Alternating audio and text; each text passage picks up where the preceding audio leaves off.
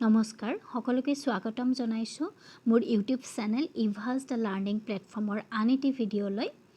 আজিৰ ক্লাছটোত আমি কাৰেণ্ট এফেয়াৰ্স 2021 ৰ সিৰিজ 3 ডিসকাস কৰিম সিৰিজ 1 আৰু সিৰিজ 2 অলৰেডি আমাৰ চেনেলত আপলোড কৰা হৈছে যদি তোমালোকে ভিডিঅ'টো নাই চোৱা আই বাটনত তাৰ লিংকটো দি দিম গৈ চাই ল'ব পাৰিবা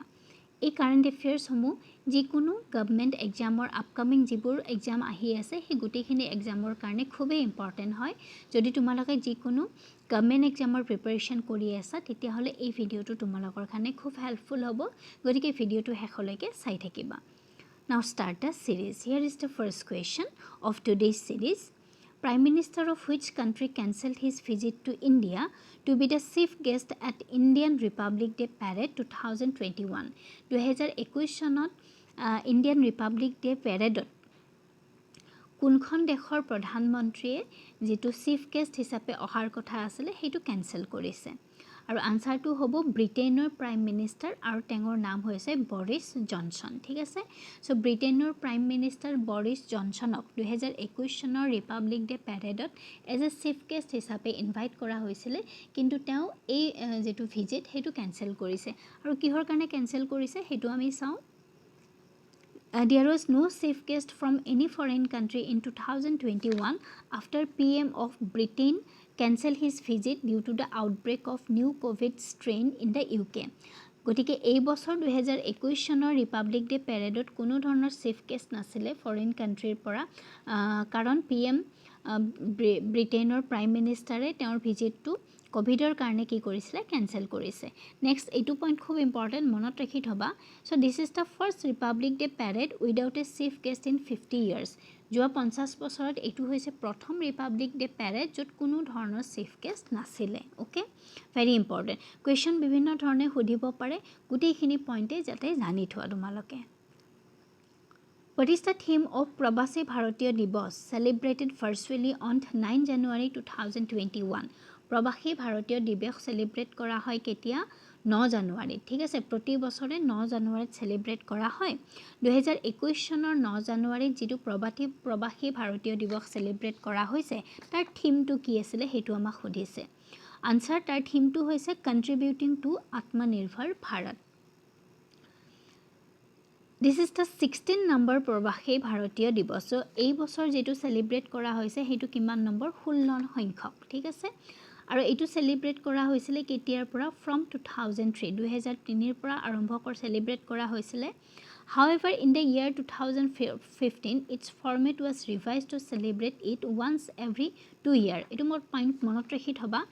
যে 2003 ৰ পৰা ইয়াক সেলিব্ৰেট কৰা হৈছিল আৰু 2003 ৰ পৰা প্ৰতি বছৰে 9 জানুৱাৰীত প্ৰবাসী ভাৰতীয় দিৱস সেলিব্ৰেট কৰা হৈছে কিন্তু 2015 চনত তাৰ ফৰমেটটো কি কৰিছে চেঞ্জ কৰিছে কি হিচাপে চেঞ্জ কৰিছে যে celebrate it once every 2 years প্ৰতি 2 বছৰৰ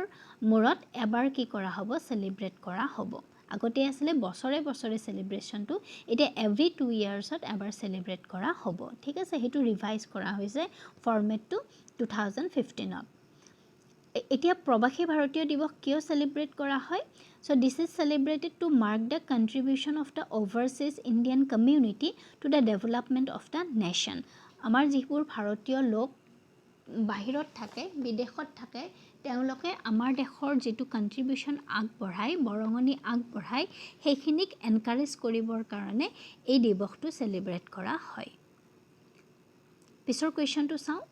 What is the name of the book written by Pranab Mukharjee before his death and released on 5th January 2021? Pranab Mukharjee মৃত্যুৰ আগতে লিখা কিতাপখনৰ নাম সুধিছে আৰু যিখন কিতাপ ৰিলিজ হৈছে 5 জানুৱাৰী 2021ত আৰু তেওঁৰ লিখা কিতাপখনৰ নাম হৈছে The Presidential Year 2012 to 2017 okay so Pranab Mukherjee মৃত্যু হৈছিল 31st আগষ্ট 2020 সো তেওঁৰ ডেথ কেতিয়া হৈছিল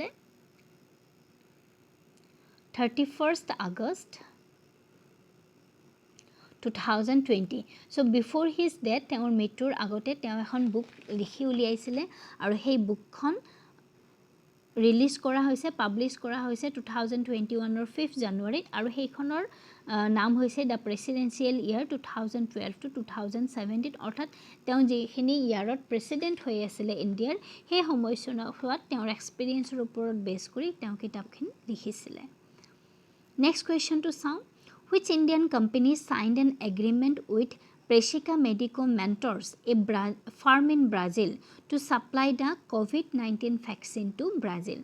কোনটো ভাৰতীয় কোম্পানীয়ে ব্ৰাজিলৰ এখন ফাৰ্মৰ লগত এগ্ৰিমেন্ট সাইন কৰিছে যে ব্ৰাজিলক কোভিড-19 ভ্যাকচিনটো সাপ্লাই দিব ঠিক আছে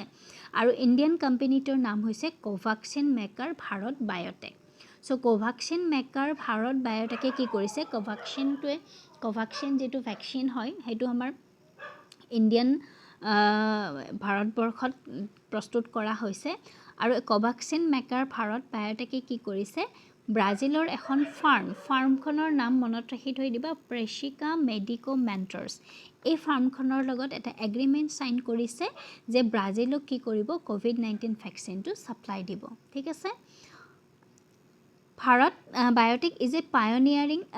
biotechnological company এটা কোম্পানী হয় biotechnological company known for its world-class research and development and manufacturing capabilities ঠিক আছে আৰু এই কোম্পানীটোৰ হেডকোয়াৰ্টাৰ কোট আছে হায়দৰাবাদত আছে নেক্সট কোৱেশ্চনটো চাওঁ on 5th January which state issued a circular to schools to follow the new school bag policy 2020 যিখন স্কুল বেগ পলিসি তাৰমানে স্কুল বেগৰ ওয়েটটো যে কমাব লাগে হেতুৰ ওপৰত বেছ কৰি যিখন পলিসি হৈছে স্কুল বেগ পলিসি 2020 সেইখন ফলো কৰিব লাগে বুলি ভাৰতবৰ্ষৰ কোনখন ষ্টেটে স্কুল সমূহলৈ এখন সাৰ্কুলাৰ ইস্যু কৰিছিল 1 জানুৱাৰীত আৰু সেইখন ষ্টেটখনৰ নাম হৈছে দিল্লী ঠিক আছে The main guideline of the policy school bag policy khonor main guideline to ki to reduce the weight of the school bag or jitu ojon hetu reduce kora kom pora he hakol studentor kane jibur primary levelot ase secondary levelot ase aru senior secondary levelot ase aru ei policy khon release korise kone NCERT to check weight of school bags okay move to the next question in which city on December 31 2021 did PM Narendra Modi lay the foundation stone of AIIMS via video conferencing. So ভাৰতবৰ্ষৰ কোনখন সিটিত 31 ডিসেম্বৰ 2000 এটো 20 হ'ব হা 2021 নহয় 2020 2020 চনৰ 31 ডিসেম্বৰত মাননীয় প্ৰধানমন্ত্ৰী নৰেন্দ্ৰ মোদী ডাঙৰীয়াই এইমছৰ আধাৰশিলা স্থাপন কৰিছিল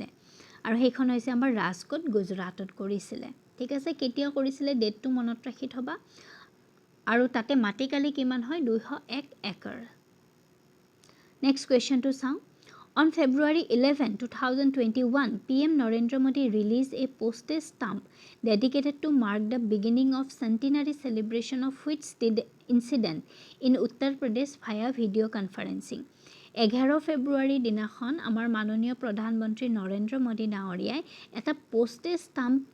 ৰিলিজ কৰিছিল হা গতিকে সেই যেটো ৰিলিজ কৰিছে পোষ্টেজ ষ্টাম্প হেতু কোনটো ইনসিডেন্টৰ ডেডিকেট কৰিছে হেতু আমাৰ কোৱেশ্চনটো ঠিক আছে আৰু হেতু কোনটো ইনসিডেন্টক ডেডিকেট কৰিছিল চৌৰি চৌৰা ইনসিডেন্ট যেটো উত্তৰ প্ৰদেশত হৈছিল The incident took place on 4th February 1922. চৌৰি চৌৰা মুভমেন্টটো কেতিয়া হৈছিল মনত ৰাখি থবা 1922 চনৰ 4 ফেব্ৰুৱাৰীত হৈছিল আৰু এই ইনসিডেন্টটো কোট হৈছিল Chauri Chaura in the Gorakhpur district Uttar Pradesh চৌৰি চৌৰাৰ গোৰখপুৰ ডিস্ট্ৰিক্টৰ চৌৰি চৌৰা উত্তৰ প্ৰদেশৰ এই ইনসিডেন্টটো হৈছিল ঠিক আছে সো এইটো এটা মুভমেন্ট আছিল যত কি কৰিছিল মানুহসকলে প্ৰটেষ্ট কৰিছিল যত তাতে মিটৰ মানে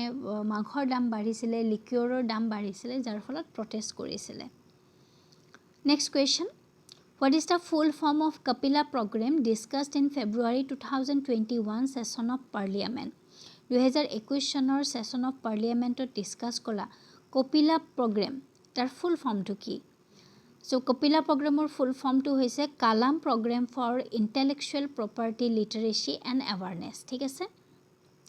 এই program to কোনে লঞ্চ কৰিছে the Union Minister of Education Ramesh Pokhriyal Nishank in October 2020 ঠিক আছে এই প্ৰগ্ৰামটোত কি কৰা হ'ব students will be given information about the system and technology of patenting technology ছিষ্টেমৰ কাৰণে আপডেট কৰা হ'ব ঠিক আছে